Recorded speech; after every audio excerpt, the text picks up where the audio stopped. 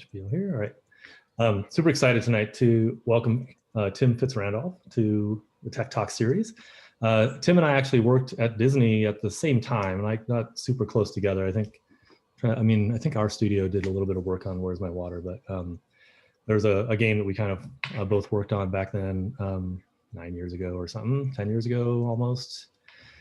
Time flies. But Tim is, as I've said, like in a lot of the promotional stuff for this, a master game maker. So going back to a game that just kind of blew my mind, Jelly Car, which was just so fun, and just the concept of it. It's like, oh wow, like just kind of things you could do with just kind of physics and like, kind of touch interactions on the phone and stuff.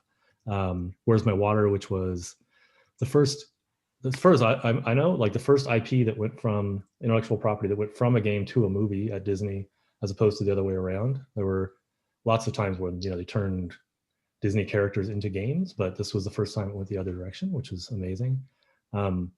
Tim then went on to NBC Universal. I don't know how long he spent there, but a few years there, and then has now struck out as an indie game developer. So he's going to take us through kind of some of the process of his titled Pro Gymnast.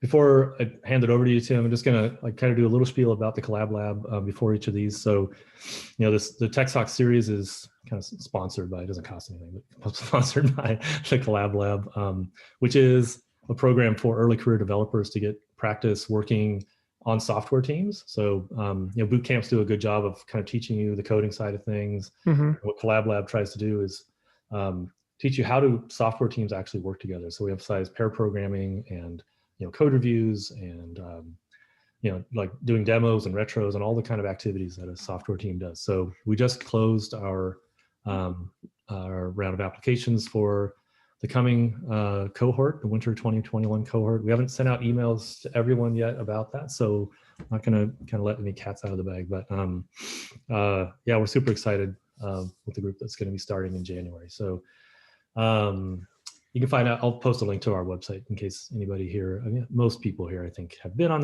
these a few times, or some are mentors, so yeah, they know what it's about. But yeah, with that, I'll turn it over to you, Tim. I'm super excited to see your presentation. All right. Well, yeah, thanks for having me, and I appreciate the explanation there, even just for my sake, so I can hopefully tailor this a little bit to the audience, knowing then that everyone here has at least some exposure or interest in particularly, coding and programming and the technical aspects of making software, of course, which games are one category of. All right, let me share my screen here. Hopefully this is going to work. I have quite the Frankenstein method. I'm getting this on the screen here, but I hope, can everyone see my extremely high quality white screen with black text on it? Contrast, it's very acceptable. Okay, yeah. So quickly introduce myself. As Andrew mentioned, I spent a lot of my career at Disney, but I grew up in Colorado. I'm of this generation here, so I grew up in I was 8 years old when Super Mario Brothers 3 came out, something like that. And also this generation, the sort of PC in the home, kind of from a young age generation, right? And also, I was also in middle school-ish, I think, when the internet kind of really started. And so, I was very lucky in that access to computers in the house and the internet, so I could learn what other people were doing with computers and stuff, came at a very formative time for me. I studied filmmaking. I thought I was going to be a movie director, but I've always enjoyed both creative things and technical things. And so at some point, I found my way into game making, kind of flirted with it in high school, forgot about it in college when I was learning filmmaking. And then right after college, I rediscovered it and got into sort of making my own little games and putting them up on the internet. So these are just screenshots of some of the early things I made, first things I made. Then I got a job at Disney and actually kind of got my foot in the door due to my passion and interest in games, but no experience. And the fact that I spoke Japanese, and they were looking for someone to be a lead tester on this upcoming game. This was the ultimate game here, Spectrobes. which was with a Japanese developer. So they wanted someone who could help lead the testing and translate bugs back and forth, and that kind of thing. So I got my foot in the door, which is a common path in gaming, especially if you didn't learn a specific trade. Like I didn't have a CS degree, or I didn't have like a art background or something, right? So in my case, this worked out. While I was at Disney, then I got to go to Salt Lake and become a game designer and work on Toy Story 3, the video game for that. And then I continued making my own games, the first one of which was Jellycar, which I made as a personal project while I worked at Disney, and released it on the App Store when the App Store first came out. And it was a surprisingly popular early App Store game. It was a free game. I was trying not to compete with my day job, so as long as I thought everything was freeware, I was in the clear, kind of thing. And then the Disney mobile team, I kind of pitched it into Disney officially, and it became a Disney game, and they made Jellycar 2 with an external team. And then I got to transition over to the mobile team and start a development team inside an internal team in California, which they hadn't had before. And our first project was we made Jellycar 3, and then we made Where's My Water, which was kind of like our big successful App Store game. This was right before free-to-play took over, and so this was at the end of the 99-cent game era, and Where's My Water was definitely that. It was a 99-cent, get 3 stars, physics-based puzzle game. But it was certainly the most successful thing I've actually been really directly, creatively involved in. So we made a bunch of those games, and then struggled through the transition to free-to-play games, and the mentality switching quite a bit from kind of more of a gameplay first mentality to more of a economy first and engagement first kind of mentality, and a more data-driven methodology, which I certainly was among many people at Disney that struggled making that mental switch, because we were like, we just make cool games, man. Well, I don't understand, why do we have to think about all this junk we have to sell inside the games and everything?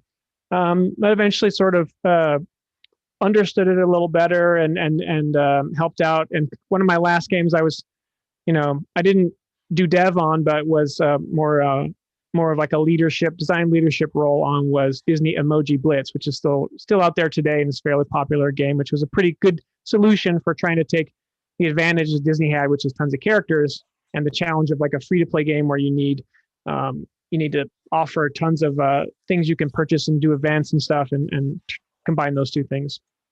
As Andrew mentioned, then I had a stint at Universal. I was there in a similar role, trying to help figure out how to take Universal IP and turn them into games. But my background has been that I'm much more of a creator than and the more successful things I've created have been more bottoms up creations. And it's frankly quite difficult to translate an IP into a game, just because IPs come with lots of constraints around expectations around the characters, around the worlds, and what you would expect to do in those worlds, etc. And it can be pretty tricky to craft a game that can meet those expectations and still be enjoyable as a game.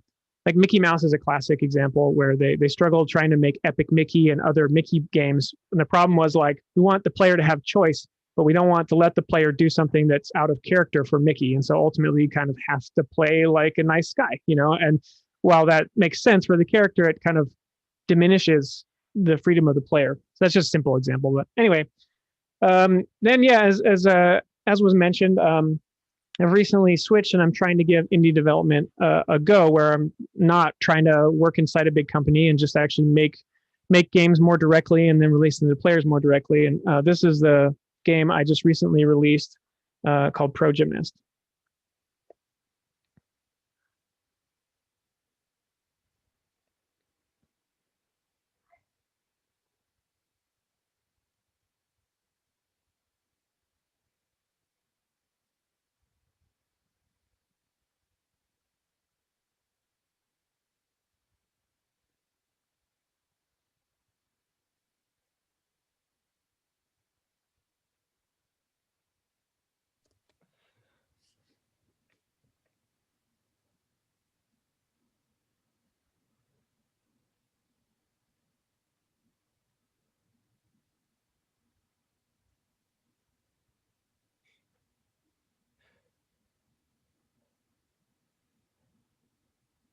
Oh, ouch.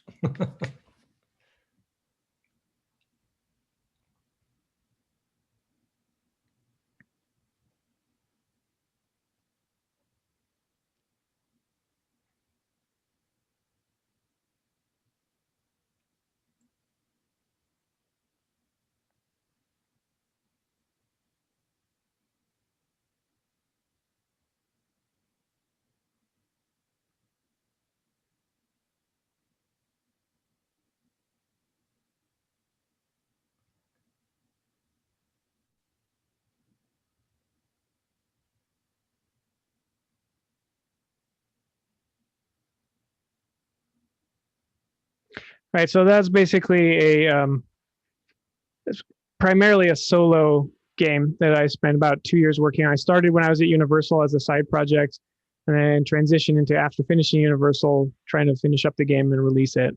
I didn't mention I've done gymnastics and acrobatics and things like that my whole life. So there's a personal connection to the theme of the game. And most of the talk, I wanted to actually just kind of show the process of how this game was made, because Andrew mentioned that he thought that would be potentially interesting, as I basically was like tweeting videos of the progress of the game for the entire 2 years I worked on it. And it kind of shows in particular how a software product like a game evolves in ways that are potentially unique to games, but also potentially interesting to think about in general in terms of how you grow an idea into a final product. And then since this is brand hot off the presses, I have to take the moment and do a little self-promotion here. I also, after leaving Universal, paired up with an old coworker and have been working on a game that's a little more mass market. So and we were just able to announce the game yesterday or the day before. It's a game coming out for Nintendo Switch, so I want to show you a little quick video of that as well. Hey, Tim, just so you know, we can't hear the audio, so. Oh, really? You might need to share your computer audio, which. Oh, classic. Okay. Well, you missed the amazing music on the last trailer, but that's all there was there. Here, let me do that again. I did the classic blunder of, there we go. And a bubble. There, now we can hear it. Be very, very. We're not looking at the video. You can hear it, but what? Oh dear. I'm not looking at the video anymore. Well, Oh, classic. Here we go. Click this thing, click that thing, go like this, and now you're seeing it and hearing it, right? to become a Okay. world-class ballet, It's totally gonna be one worth it. must always be punctual, be polite, and above all, be very, very. Oh dear.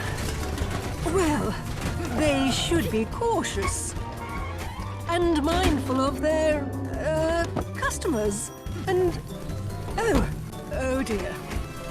See if you too can become a very, very valet. Available early next year. I play that. So that's our other game we've been working on. It's coming out for Nintendo Switch early next year. That's basically 2 of us are the main team on that one, with a few extra freelancers helping us on character art, sounds, concept art. But basically 2 people doing all the design and the coding and, you know, the majority of the production. Okay, let me switch to the not optimized thing so that the text will be clear. Oh, did I click the correct screen again? Probably not. How about that? There we go. Yep. Okay, so yeah, so I just wanted to talk a little bit about the process of creating games. And the first thing I have to say is the games are hard. So, you know, unlike many other software projects, the games are not, you know, designed for some kind of utility. They're designed for fun, which of course is extremely difficult to pin down and subjective. And, you know, because of that, they are a leisure activity, which means you're essentially trying to design an experience that will compete with people's time, their leisure time, which could mean you're competing against other mediums, music, books, movies, sports, concerts, other hobbies, etc.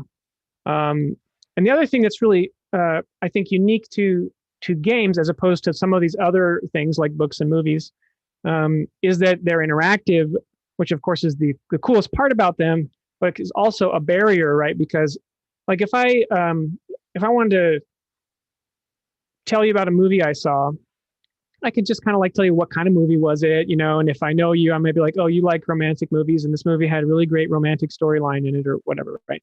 And you can already kind of get a pretty good idea and make your decision right there of like, do you want to go watch this movie or not? With a game, though, it's a little trickier because even if I describe to you the type of game, there's still a bunch of questions in your mind of like, well, will it work on my device? And is it going to be too difficult, not difficult enough for me? Is it going to be fun at first and then get too hard and I won't get my money's worth?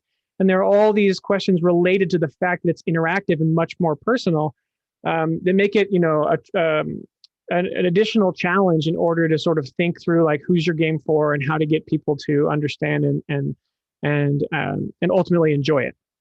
So anyway, that's the part about it that says it's hard. Now there's a bunch of different ways you can go about doing this. Obviously, the first one here, adapt an existing IP into a game, is something I had a significant amount of experience at Disney for 11 plus years, and then at Universal for a few more, where that was the main goal, right? We have all these IPs. We should be able to make money from them in video games.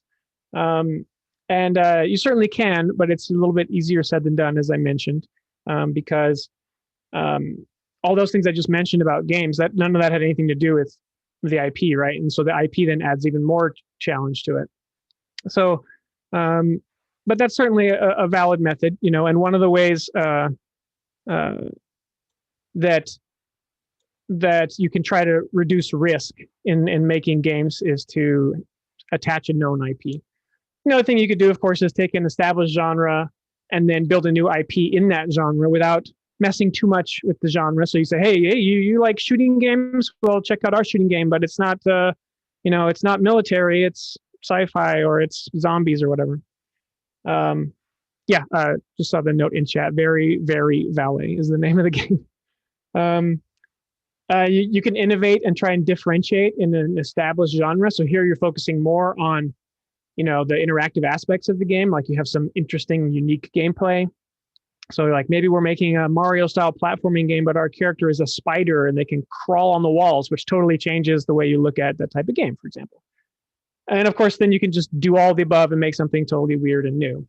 I wanted to talk a little bit about the strategy that has worked best for me in my experience, which has been, which ultimately, despite being at Disney and Universal, the most successful products I've worked on have gone the opposite route, which has been to sort of start with a game and then figure out what characters and IP suit that game. And was lucky enough to get the strange opportunity to do that a few times while at Disney.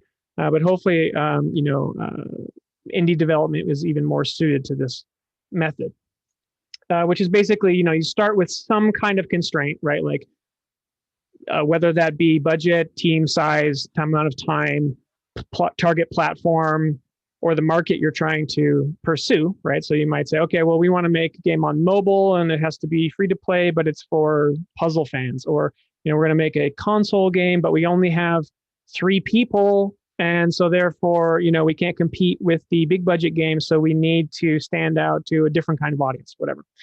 So start with some constraints. You don't want to start with just make whatever. I'm a firm believer in that creativity actually comes from dealing with constraints as opposed to being given the opportunity to have no constraints. So start with some constraints like that. Then within that box, you do the main thing, which is find the quote unquote toy. And toy is just the word that I use for what your core interaction in the game is. What's the main thing you do in the game? So for example, where's my water? The toy is digging in dirt to guide water from point A to point B. And Jelly Car, the toy is literally a car that's squishy and can inflate.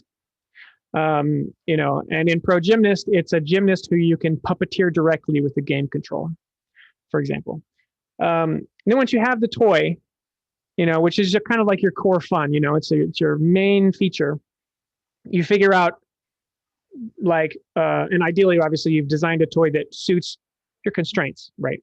And assuming that's the case, then you figure out what size game that toy deserves to be, and you figure out what characters and worlds you can invent to accentuate, to explain, and to emphasize whatever that is. So I can give you a few examples of that. And then after that, basically, really focus on craftsmanship and quality to separate your game from others that are made quickly and with less commitment to quality. I really do believe that does shine through in the end. So here is the toy for Jelly Car, which is basically this like squishy physics. I made this demo. I was interested in trying to make a physics system that was soft bodies, deformable objects. And as soon as I got it working, I made a little car, and then was realizing, all these objects are made out of a certain number of points, right? Like, the circle is actually like 15 points or whatever, the car shape is like 12 points or whatever. And I have this advantage where nothing's fixed, and often in games, if you want to make things collide with each other, you have to, simplify them and say, well, this portion is a box and this portion is a sphere, so that the calculations are simpler to detect collisions and physical response. But this system didn't really have that limitation. It was just like any kind of closed shape, it could work out how they collided. And I was like, well, then I could actually change the shape just by saying, well, if I keep the number of points, I could turn a box into a circle by just changing where it thinks the points want to be, which led me to a car that could inflate in size and change kind of from a car shape to like a van shape. And then I just followed that and figured out, well, in that case, I guess it's a car. You're trying to get somewhere. So let's make levels that are interesting to navigate. And that's how you end up with the concept for Jelly Car. It definitely didn't start with, what if it was a game that took place on a notebook, or whatever, it was just like, I came up with this cool car and it was fun to drive. So let's make the game that makes sense. And the notebook style really had to deal with the fact that this thing was constantly changing shape. So I couldn't plan ahead. I couldn't draw a perfect car, because it would constantly deform and change shapes. Plus I was making it by myself and needed an art style that was simple. So you get flip books, and you get audio with me going instead of, professional sounds. So similar quick example is Where's My Water? So we made Jelly Car. Jelly Car was popular, and it was a physicsy game. It had levels. It seemed very similar to the most popular games in the App Store at the time, which were Angry Birds and Cut the Rope. And those were both 99-cent physics-based puzzle games designed for a phone. And so our team thought, okay, that's our constraint, for the next one. And that's exactly what the leadership told us to do. They said, you're good at physics games. You understand mobile. Go make us a 99-cent puzzle game in the style of these popular games. And we looked at it and we also thought, okay, the other problem is that those games have characters that you can attach to and care about. In our game, with just, a car, you didn't really attach to it in any emotional way. So it has to have a character. And so we prototyped a bunch of ideas, and we came up with the digging through the dirt idea. This is what the first prototype actually looked like. So here you can see we got the idea for the game. We have these those are just like individual little spheres that are representing water. And you're cutting away. When you're cutting right now, you're just removing pre-existing little blocks from the level. And you're trying to get a certain number of drops to these objects, which at the time we thought must be seeds, right? Because it's water and you're kind of like side view underground. But the obvious thing to do is to deliver water to a seed, which left us very confused then about how to have a character in our game, which we knew we wanted to have. But actually, you can see from this prototype, many of the mechanics in the final game are already there. We were very quick to realize, okay, yes, we can make interesting puzzles. There's a lot of mechanics that are naturally flowing as we talk about this game. And it was clear that it was a, like I would call it a fertile toy, like the toy was really just providing, like, it was more like we're discovering the game than we were fighting it, trying to design it. It was just like, oh my gosh, this works. And then this works. And all we were really doing is kind of, choosing which things to keep and which things to throw away. Anyway, we ultimately, our desire for a character led us down the line of thinking of, well, if you need a certain number of drops to win a level, what's the most visual way we could say this thing needs a certain number of drops? And we're like, it should be a container with a line on it that's like, you need to fill it up to this line. We're like, okay, so what's a situation where a character could need a container to fill up? And then we were like, well, they could have a drink or something, but then scale-wise, that makes no sense because the character would be really big. And we were all going to need the whole screen practically to have the water and everything. So we stumbled on a bathtub. And like a bathtub is the right size, like it's big enough and it needs a certain amount of water. So our character must want to take a bath. Who the hell wants to take a bath underground?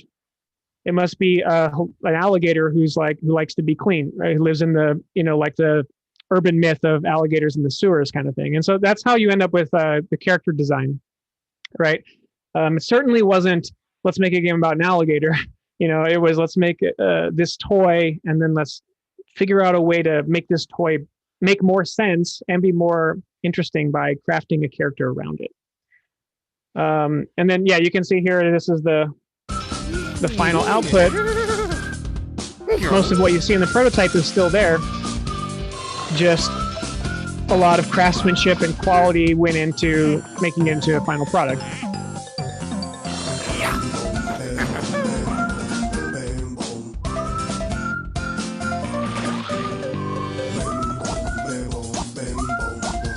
Okay, so I'll try to go quick here, but I wanted to talk about Pro Gymnast and just show you even a little more step-by-step for this particular game. So this is the prototype for Pro Gymnast. And the concept for this game was, what if you you had a character, a human character, who was a physics simulation, and all the joints were physically simulated, everything, and then all you were doing was you were using the game controller to somehow directly control the target angles of the body. And so I worked out, okay, well, this would be the arms, this would be the legs. So whatever direction you're pushing on this stick is the direction the arms wish they were at. And then the physics will try to match that, but with some limitation to how strong the joints are. So if I press down, the arms want to be down, but they won't just automatically do that, right? They'll have some limitation. Like if you're spinning really fast and you try to pull your arms in, it's hard, right? All that happens magically because of the physics. And then this would be your legs, same thing. Like if I press this way, the legs want to be pointing like an L. If I press up, I want to be folded in half. If I press down, they want to be straight down. And then in theory, by just manipulating those poses, combined with the physics simulation, you could get the character to do different things. In my case, swing around on a bar, let go of that bar, fly through the air, catch onto another bar, something like that.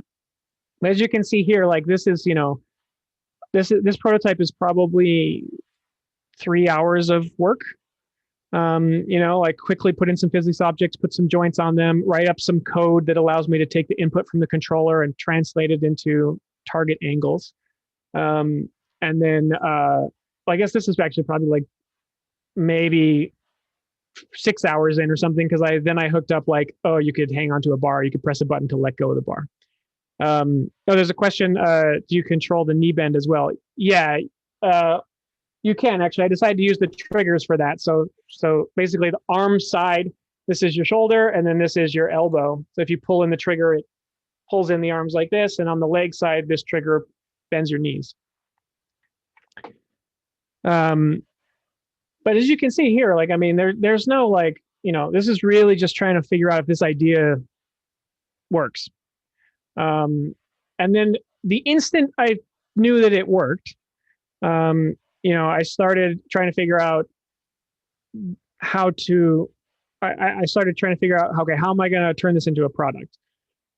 I pretty much already knew that this game was going to have levels in it, little challenges where you're trying to get the gymnast from point A to point B. I already know the controls are very difficult. So I want very short levels because I don't want my game to be too frustrating. Because, if it's like the levels are like 19 jumps and every jump is super hard to do, you make 15 jumps and you drop the 16th jump and you have to restart. You're like, I'm done with this game. And although, I wanted it to be skillful and I didn't mind that it was difficult, I didn't want it to be frustrating. So I was like, okay, it's going to be a level-based game. They're going to be short levels. And I can only make so many levels as a solo developer. So I should probably take the time and effort to build a good level building tool that I can use for myself and also ship in the game and give the game some extra longevity where players, after they exhaust all the levels I made for them, can make their own, or maybe hopefully play levels that other players have created. So then I almost immediately went into, okay, I know I got to make a level editor, so I'm going to start building it from the beginning with that assumption. So here you can see I can now pause the game. I can go into edit mode. I have this cursor and I can just like move the objects around and change the configuration of the level. And I really focused on this right out of the gate so that I could make levels very efficiently. And by the time I was done, I could ship a level editor built into the game. And that was coming from my constraints, right? Like I knew it was going to be level content focused, and I knew I wasn't going to be able to make a ton of content. And so I early, decided that that was going to be worth the effort. Because a lot of times in the game, almost all games have some weird, unique content you need to make for them. And there isn't a great tool out there to author that content. Even I'm using Unity for this. Unity is an incredible, game engine, which has all these, abilities for you to just drop in 3D models and put lights in and make animations and stuff. Even Unity, almost every game still has some game-specific annoying content you need to create. And oftentimes developers will, just make will just make simple tools that are good enough for the dev team to make the content, which I could have taken that route here, right? Like I could have made it like, I don't know, you just like type in an XML file or a JSON file, like the positions of the objects and hit reload and it'd be good enough. I can make some levels like that. It sucks for me, but the players will never know that. In this case, I decided it was worth it to make a user-facing level quality editor, which ultimately made it easier for me to make the levels and also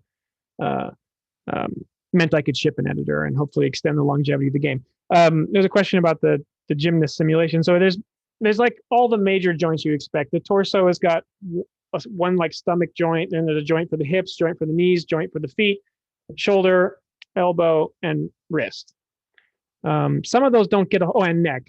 Some of those get only minor posing from the controller. Like they're indirect. So like, for example, when you pose the arms back, I also tilt the head back a little bit, and when you pose the arms forward, I tilt the head forward a little bit, but you don't have any direct ability to say, pose the neck differently than the shoulders.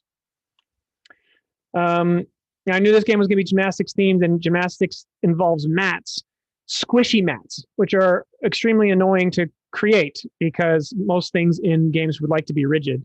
And so I immediately put time and effort into, I want cool squishy mats in this game. Like I don't want it to be like, it looks like a mat and you just rigidly collide with it. And here you can see it kind of working and kind of not. So here, the mats are made up of multiple pieces that are all connected together that are rigid themselves, but they have springs in between them and stuff. It's kind of like a big sandwich, like multiple pieces on the top and the bottom with a spring in between them. And here I hadn't quite had it tuned right yet, so you could get stuck inside the individual pieces. Then I started hooking up logic so that I could actually make levels. So now you see that little arrow there. That arrow is the like, grab this object and you'll win the level, signifier, and had it actually working so that I could, leap through the air. And if the gymnast grabbed the target object, we could know the level was complete and, bring up some UI and stuff. And also do things like know that object, do UI to show you the thing. At this point, I had also realized I probably needed the slow-mo feature, which you saw there, so you could press a button and slow time down. Then I started going, okay, I know I'm going to sell this game. It has to look better than this weird, debug graphics. I'm going to need like a 3D character, even though my simulation is in 2D.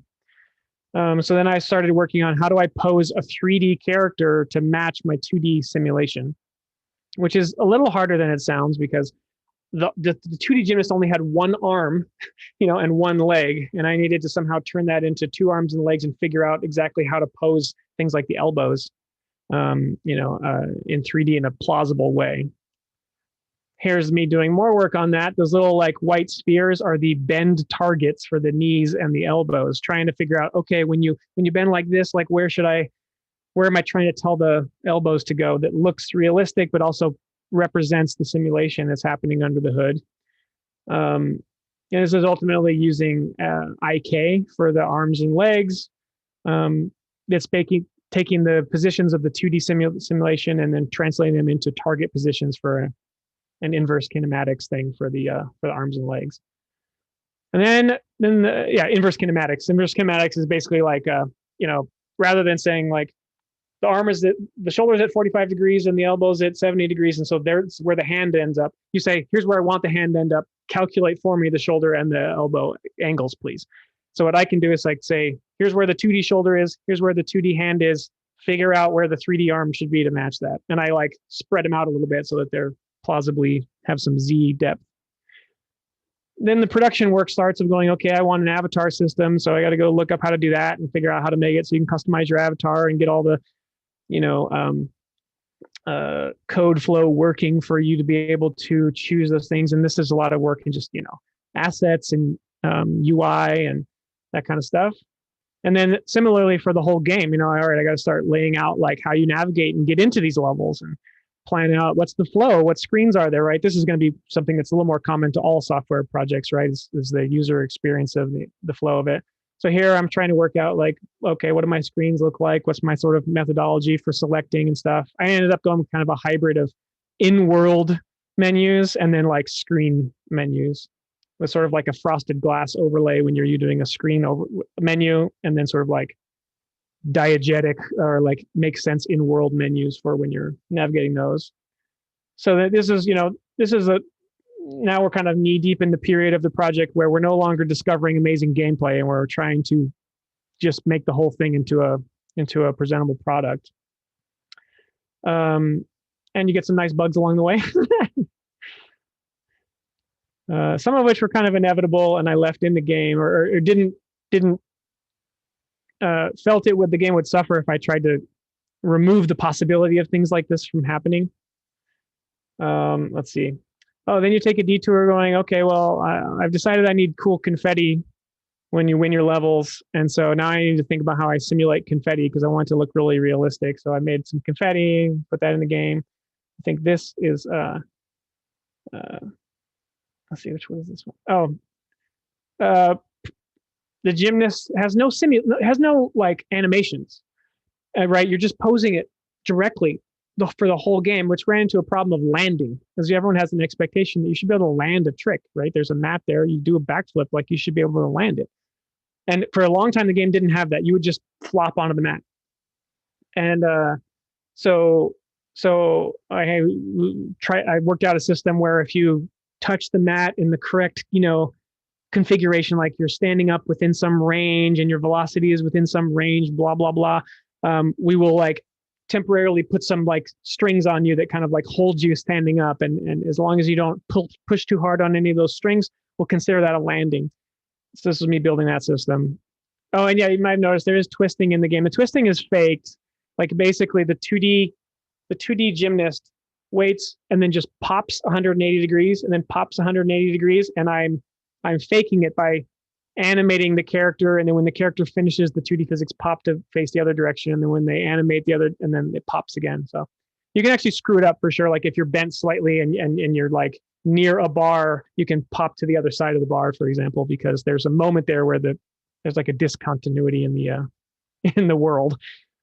This is more production stuff. Now I add more hairstyles into the game. And then, of course, teaching people how to play the game, which is one of the hardest things games have to do, is they have to somehow teach you how to play them. And nowadays, of course, you don't have a manual with games anymore. The games are expected to just do it inside the game. And this game was particularly tricky because the control scheme is kind of complicated. And in order to be any good at it, I kind of have to teach you gymnastics, because the way to swing on the bar is to do whatever a gymnast would do, not press A at the right time. It's like move your body in a way that causes physics to make you, swing. So I ended up, with multiple tutorials in the game that I play tested and iterated on multiple times to try and teach people how to do it. The main problem is that everyone they wouldn't do the timing like a gymnast would, which is you wait till you cross center and then you contract your body a little bit and turn that into momentum. Everyone would just do the video game thing, which is I want to swing to the left, I hold left, and then when I get to the peak, I want to swing to the right, so I hold right. And if you do that in this game, it kills your swing. So it took a long time until I finally stumbled on this idea, which was to used like kind of like a rhythm game UI to really strongly indicate that there's timing involved, so that when you're swinging towards the center, there's like a circle that's closing in saying, wait, now press, or now do the interaction. And this took me quite a while, but I've been very happy with it. When I watch people play the game, they do learn this, which I'm proud of. And then you just keep making more and more content, more. This is like a weird level I came up with. One of the nice things about building a physics-based game is that it's a very systems-based game, so lots of things can work in combinatorial ways. Like I had mats and I had walls you could make, and then I'm like, well, if I make a slippery wall, the mat will just slide down the wall, and then I can put the gymnast on it. I can make a whole level like that, So I didn't necessarily have to write special code to make this level. It just worked, so to speak. And then halfway through, because I've been posting those videos on Twitter and released a free beta version to get some feedback from players, I got cloned. So a company made a hyper casual mobile game inspired absolutely from my game. And I know that for a fact because they use footage of my game for their ads instead of their game. So you would see these ads, which were footage from my alpha. And then you would click into their game and it would be a totally different, crappy version of the same idea that they made for mobile in 2 months while I was spending 2 years making mine. So that was a fun experience. The question, is that legal? I did complain to Facebook and showed them these, and they made them take down the ads because the ads were, misrepresenting the product. But the game, I can't do anything about the game. If they want to make a game that's similar concept, there's not much I can do about that. And then, as I mentioned, the craftsmanship thing. So, for example, I had long hair on characters, but it was static. And I was like, well, I can't have that. This whole game is about you're looking at your character and feeling like they're physically plausible. So I need physics on the hair. So this was me adding in a system where I could, and this is with all the debug visuals, but add a little chains of simplified simulations on the pieces of hair so that they could move around and collide with the body a little bit and give you a little more plausibility. So I of course didn't have to do any animation then, which also is a good thing for a solo dev, because I was able to just make it a physical simulation. And then localization. So this is showing that I finally got other languages in and get font rendering working for different scripts and things. This is showing Japanese, but ultimately I released the game with 10 languages of support. And then almost every product I've worked on has had some kind of last minute scary change. Where it's you're working on, especially with a game, because a game, there's a lot of second guessing as you're making it of are we even making something that people are going to like? Have we made the right choices along the way? Because during the course of making this product, we've had 900, subjective decisions to make, right? How many levels should there be? What should they be like? How many props should there be? Should you be able to, if you customize your character and make them heavier, should their physical simulation represent that or not? If you make your character taller, should the physics update, and on and on. Should the controls really work this way, or should I simplify them? Should I add a simple mode? Should I, blah, blah, blah, right? And so often happens is there's some point where you go do we add this thing, this scary thing at the end, that is it smart or not? In the case of Where's My Water, it was the collision system. The collision system was not perfect. And so the water would sometimes make it through the level. You'd cut something here, there's a visible piece of dirt, but the water could make it through and leak down to the other side. And we had this crisis of do we just design around it with the levels and try and prevent that scenario from happening with the level design? Or do we rip open the game 2 months before we're supposed to release it and rewrite the collision system to be better? So we ripped it apart and we rewrote the collision system to be better. And it was super scary because we were then really depending on that working. And it did work, and so the game was able to have much more interesting levels as a result. But it was super scary to make that decision. And Pro Gymnast, this is less scary, but there was one towards the end where I was I know this game is hard. I think people are going to enjoy failing in this game, because you biff and it's very visceral. But up until I don't even know, a few weeks before I thought I was finishing the game, you could hit your head and your gymnast would go limp, but the simulation was still the 2D gymnast. So you would never like roll or have a arm flop across the body or whatever. Like they stayed in this like weird, unrealistic 2D, constraint. And so I was like, all right, I gotta do this thing where if you actually fully knock your gymnast unconscious, I want to go to a true 3D ragdoll so that it can truly fall and, really, make a much more visceral thing. And here's a result of it, right? You hit that, and now look at this biff. Like that's a quality 3D biff right there, But that involved me doing some scary changes to my code at the last minute. I had to have this whole state change where I threw away the 2D sim, brought in a 3D sim, and had to make sure I didn't introduce any bugs in the process. Of course, I certainly did, but hopefully it was worth it. So anyway, almost every project has that. But then at the end, I ship the game and I get some fans and players playing the game, including a player who actually recreated an Olympic gymnastics routine in the game. En then made this side-by-side video. Nu komt het, de 3 combinaties. Daar is de eerste. En de tweede. En de derde. Jawel! Hij heeft geflikt. 3 vluchtelementen op rij. En er ontstaat een enorme euforie hier. Dan de anderhalve draai naar Ellegreep. Maar het is nog niet klaar. Het is nog niet gedaan. Dit is belangrijk nu wat nu komt. De salto.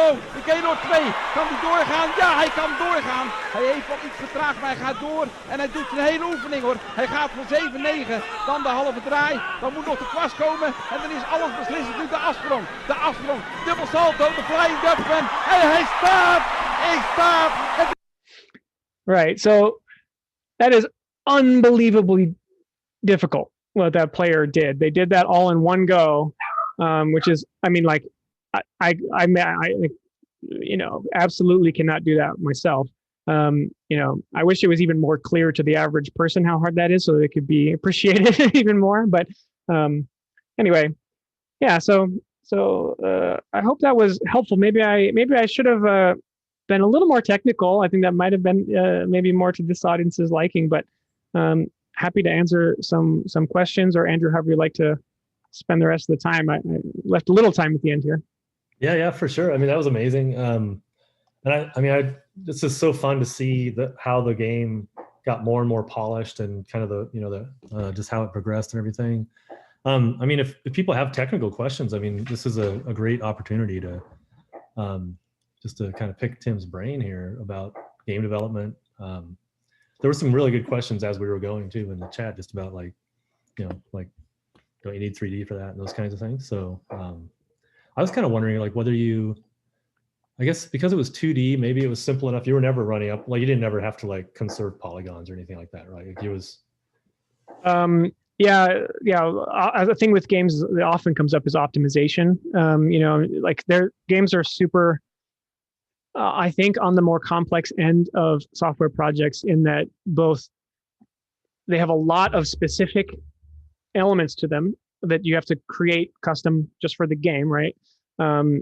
Like my whole, simulation and the way I translate the input and all that kind of stuff.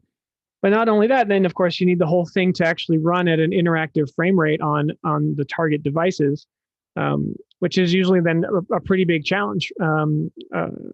Where's My Water, for example, a fluid simulation running on, I don't even remember what iPhone was the one we were targeting at the time, but it was, a long time ago, was a lot of hard work in order to make that run fast enough to be a fun game. And so usually, technical challenges related to performance are a key component. In Pro Gymnast, the concept, due to the fact that it's one character on the screen and my levels were never going to be very big because of the frustration thing, it really meant that I didn't have to worry too much about, there's too many objects in the scene and the physics system can't keep up with it, or the characters, are too detailed and I need a lower detail option or something like that. I still had to do the whole thing of,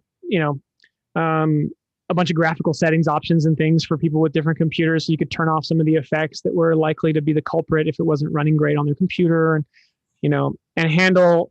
I thought, I'm making a PC game. I'm out of mobile. I don't have to worry about all these disgusting aspect ratios of mobile, because mobile sucks trying to make UI, because there's basically phones that go from the world's thinnest thing ever to, like a piece of paper, and somehow you have to make your UI like handle all that. But then it turns out PC has the same problem because everyone has these weird monitors now that are like strange aspect ratio. So I didn't escape that too much with this project. Yeah. Yeah, it's cool. Do others have questions? I mean, I could sit here and talk to Tim all night. But... Where does the gymnast's weight and things like the gravitational constant and things like that come into play? And do you have to code that yourself, or are you using some kind of toolkit that has all that, provides a lot of that for you? Yeah. So in the case of something like Jelly Car, that was like 100% custom because there isn't like an off-the-shelf squishy object simulation engine. But for rigid physics, rigid body physics, there are a lot of tools out there. And I'm using a game engine called Unity. Unity like has this technology called PhysX inside of it that is pretty accurate physical simulation. So in my case, it wasn't like I needed to code collision detection or like inertia calculations necessarily. But what I did need to do was use it well, right? So in my case, I set the gravity constant to be real world gravity, negative 9.82 or whatever, and meters per second squared, right? And then make sure that all my objects were realistic sizes in terms of meters and realistic mass in terms of kilograms. And that is actually one of the main reasons the game is fairly realistic looking, is because I actually did some research and was like, okay, what % of human body mass is each part of the body? So that I could say, yeah, okay, the torso, if I want the whole character to be 65 kilograms and the torso is 18 and the head is, 6.43 and the upper arm is 4.2 or whatever. And by setting those values to be realistic, you get a realistic result. And similarly, there was no research I could do for this, but the strength of each joint, I also spent a lot of time tuning how strong the joints were by basically playing the game and trying to do things that a human would try to do and see if I felt that, like their ability to pull their arms in was realistic-ish. My gymnast is ultimately slightly superhuman in terms of their strength, but not significantly so. So yeah, it was the main magic of the game really in this particular case was a real commitment to using that physics engine to get the outcome I needed, which was kind of counter to what a lot of games want. A lot of games just want to blow things up and have them fall realistically. Like, oh, you smashed the wall and look, all the debris like didn't penetrate and look cool. In my case, I'm like, no, I wanted it when you tuck, your body spins faster, which is an outcome of real world physics kind of thing. So like when Spider-Man is flying through New York City, hanging by webs, similar kind of engines are doing that. Absolutely. But probably not they probably have some extra unrealistic things. Yeah. They're certainly fudging it and things like that. Oh yeah. Yeah. Most games are a weird combination of like real simulation math happening and then some extra code around it to make the game play well. Like most games, for example, jumping does not have realistic gravity for the whole jump. Because it generally feels better to get up in the air quick and kind of hover longer than you should, and then to fall much faster than you should. Because if by the time you're falling, you want to be back on the ground and you want to be controlling your character, and so they'll often cheat and like fake the gravity, or change it out from under the character. For example, in the case like Spider-Man, they're definitely using real calculations there on like what's a trajectory in a swing, but they're also cheesing it to the in a way that makes it responsive and less frustrating, especially if that's not the goal, if realism isn't the goal. So each trick has its individual cheat, or they kind of programming cheats into the, I mean, you may not know exactly for Spider-Man specifically, but right. Generally, yeah, I mean, for something like Spider-Man, I would guess that it's a really complex hybrid of some things you're doing have a real physical basis to them, like the swinging. And then other things you're doing, like combat and stuff, are way more driven by the animations rather than some kind of simulation. So it's not like, what's the force on their arm or something to figure out what the punch should be like. That's just someone made a cool punch animation and they're playing it back. But then they do a lot of blending and mixing between these things so that when you jump, there's a little bit of Newtonian physics going on there, but there's also cheats and animations going on. And the whole thing is a pretty complex mess of smoke and mirrors to make it play right and feel good. You're using Unity as the sort of engine. Yeah. If I remember, I haven't really done much Unity myself, but you can back Unity with C# and JavaScript and different things. Like, what was your kind of like the tech stack there? Oh yeah. So I mean, there's basically three types of games out there. There's games made with Unity, there's games made with Unreal, and then there's games made with some kind of custom tech. Just so you know, kind of high level. Unity and Unreal are by far and away the most used engines. You probably heard of them. Unreal is a little more used in like AAA games, like Spider-Man, although I think Spider-Man is, that particular example is a custom engine that developer created. But and then Unity is a little bit more used widely across lots of platforms. That's its main strength and is really popular among mobile developers. Anyway, in the case of Unreal, you would normally do your gameplay coding in C++, or you can use a visual scripting called Blueprint, where you don't write code necessarily, but you describe logic, by connecting things together. This is a node that says when something goes into this trigger volume, I'm going to get a signal that says they've entered it, and so I can connect that to play an animation or to, do some math or whatever. So you can either do that scripting or you can do C++, including using C++ to make your own nodes for the scripting. And then in the case of Unity, C# is kind of the accepted standard language now. For a long time, they had 3 or 4 options, and they pretty much just closed it down over time more and more to, nope, C# is the language you use when you're coding for Unity. So Pro Gymnast, for example, is entirely C#. Jellycar, Where's My Water were custom engines, and they were written in C++. I guess actually Unity kind of takes care of the cross-platform thing for you too, right? Like, remember when I was, we were working on some like tap revenge and stuff, like we were trying to like, are there things that we should abstract out to and write in a common language and use across platforms? And we wasted a bunch of time trying to do that. Yeah. So, and even like Jellycar and Where's My Water, we had our own custom engine, so we had to face that challenge. Which is why most games you'll see do not use like the UI of the platform, right? Like you don't see a Windows game using Windows menus in it, right? And often that's both a combination of aesthetic reasons. They want you to feel immersed in their world, so they want a UI that suits that. But also for multi-platform reasons, it's actually kind of simpler, ultimately, from a game point of view, to just be like, can I just draw pixels to the screen, please, and I'll handle the rest myself, so to speak. And yeah, Unity is of tremendous value from that point of view, because you can design your product, writing your C#, not really worrying about what kind of device it's running on. And they handle all the like, let's go talk to the like actual OS and get a window up and get it rendering and figure out how we get native input and, pipe that into your code. And, if they like alt tab away, like not have things explode and, handle things a little bit like file IO and, talking to a network and stuff like that as well. So that's one of the main value propositions of the engines is that they handle some of that, difficult work that is less specific to any one game. Yeah, that makes sense. Yeah. Ali, you're a gymnast. Do you have any questions for Tim?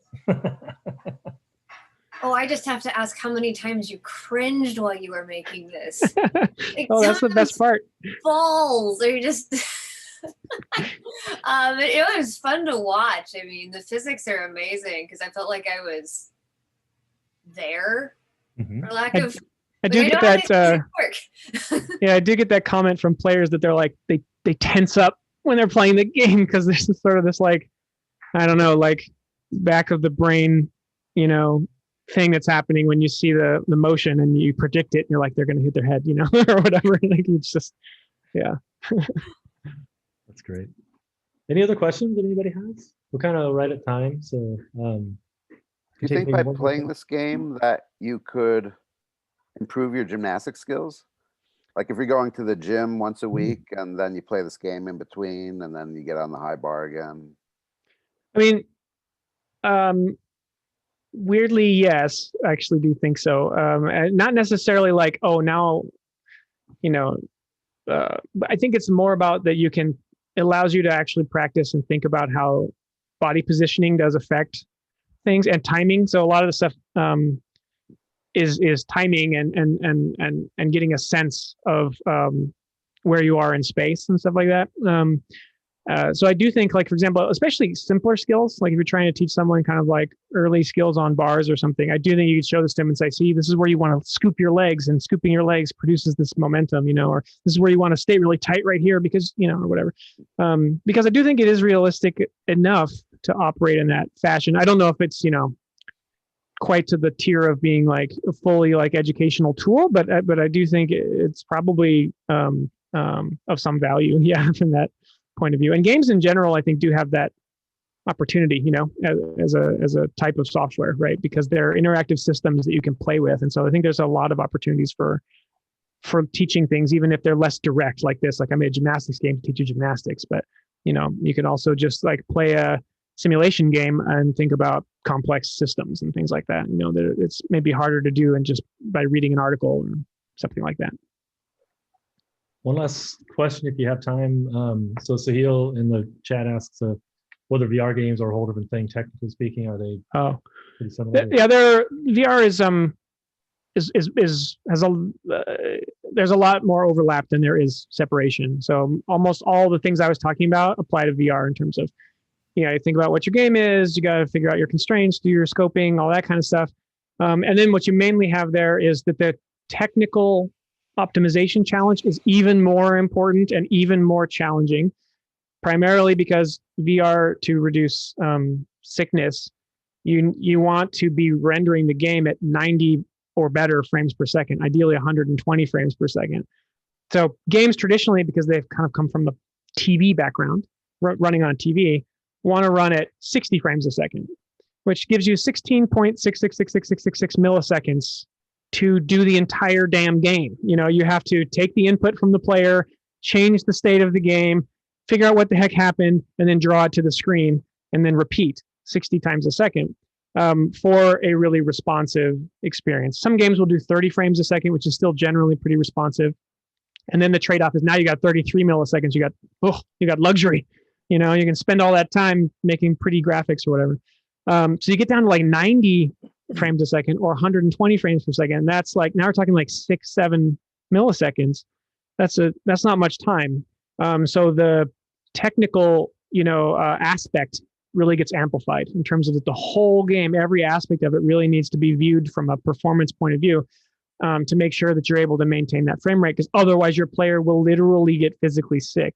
So that's probably that's the biggest difference. And then the second biggest one, of course, is the interaction, is that the input model is totally different, right? And so a lot of conventions that work for games don't necessarily apply that great to VR. Like things like in a game, you can just press a button and run. And some VR games let you do that, and they just say, good luck, I hope you don't feel motion sick. Or other games have to go, well, we want a wider audience, so we're not going to like slide you around, because sliding you around is like very motion sickness inducing. And, anyway, there's a lot of things that people have learned over these first few years of VR being kind of out there in the mainstream, that you can look to in terms of best practices and stuff for designing those experiences. But ultimately, yeah, it's 99% overlap with games, and then a little extra weight on the performance challenge and on the input and interaction side of things. It's one of my favorite things about just the history of game development is all the just like wild optimizations they've had to do. Like you're on some really super constrained platform, and so it's like things that they would do with sprites or whatever. And like with VR, I can imagine you might be sizing assets so that it fits onto the GPU in a clean way and that kind of thing, right? Yeah, and that's one of the.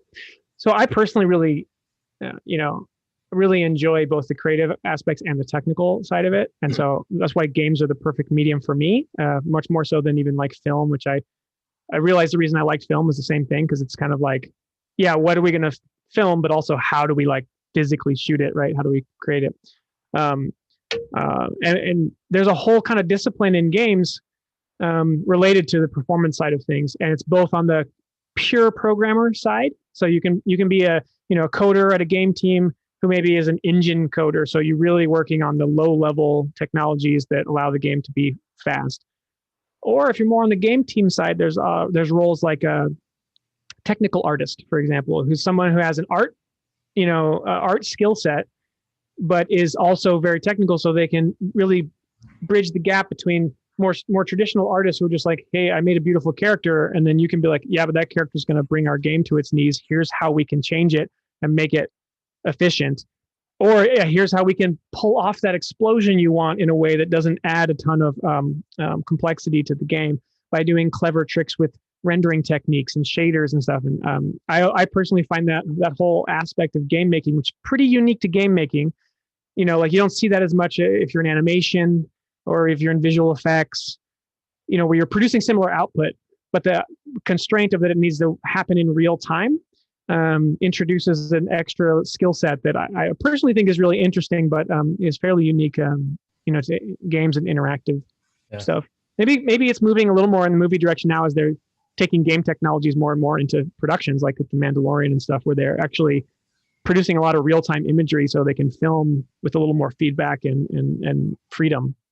But that's ultimately coming from games, that direction, I guess let's close it out with Ian's question here. If you have any sort of sage words of advice for people who are starting out with Unity, like how do you even get started with it? Unity today, well, there's two things. One, awesome. If you're interested in games are so fun. And I really believe that games should be emphasized very heavily in early teaching of programming. And my logic for that is that I think when you want to learn something, you need a good feedback loop. Things are addictive and fun when you have a feedback loop, right? If you're like, oh, I have an idea, and then you try it, and then you get feedback, and then you're like, oh, and now you have a new idea and you want to try it, and you're motivated. And my problem with the way I've seen a lot of coding taught is that it's like, so you want to learn coding? Here's how you would make an address application. Let's make a class called, contact, and add a first name and a last name, and woo, we can put them in a list, and oh, aren't we having fun? And it's just like, no, we're not having fun. That's not interesting, and you can teach those same concepts with, hey, here's Pac-Man, put him on the screen, and when you press the left key, he moves to the left, and if you can do that where you write 2 lines of code and then you hit run and you press the keyboard and something changes, that's way more like gratifying and interesting, and it makes you go, sweet, now I want to make him move in all directions. And then you're like, well, now I can move him. He can go right off the edge of the screen. I want to make something happen when he goes off the edge of the screen, and I think I really believe that even if your goal isn't to be a game maker, that games, because they're so visual and interactive, are really one of the best ways to stay motivated and interested to learn how to code, and then to get from the side of most people, which is that code is this impossible, scary, never going to happen for me, black magic, to no, this is a super interesting puzzle solving and problem solving, skill set. Even whether you want to keep applying it to games like I still do or elsewhere. So anyway, my advice would be try making games, even if you don't want to be a game maker for that particular reason, and then make the smallest, simplest possible thing you're willing to stomach. Because the other mistake everyone makes is they want to make some big complex project, and then they get bogged down and they don't get that feedback loop I was talking about. And so if you force yourself to be like, yeah, I want to make a really amazing game, I have this great concept, awesome, set it aside, make Pac-Man, literally make Pac-Man, like copy it, like just try to make your own version of Pac-Man or Tetris or Space Invaders or simplest game you can think of, and then make a little more complex one, and then make a little more complex one, and keep yourself in that feedback loop of learning, where every next project, you're going to learn the thing you don't know how to do yet. Whether that be a feature of Unity, like your first one had no animations, and it's like, I don't know how to animate anything. Now make a project that needs this many animations so you can learn how animations work. Or code-wise, right? Like, oh, I never, like, actually, I mentioned Tetris, but I personally wouldn't recommend something like Tetris right out of the gate, because grid-based games are way more complicated from a programming mindset. Like, they require some intuition in coding that comes, I think, farther down the road of like, oh, I've got this whole array and I've got the bounds to it, and all this stuff. Whereas if you make like Pac-Man or Mario, it's just like character, they move to the left, done. It's not as like logic heavy, and so. Anyway, but I would just definitely, I would actually stray away from grid-based games, even though they seem simple, because that's the tricky part, is they look simple because the games are simple, but the coding is more complex, actually, than something like Pong. Pong is infinitely easier to code than Tetris, even though they look like they're about the same level of complexity in terms of the game rules.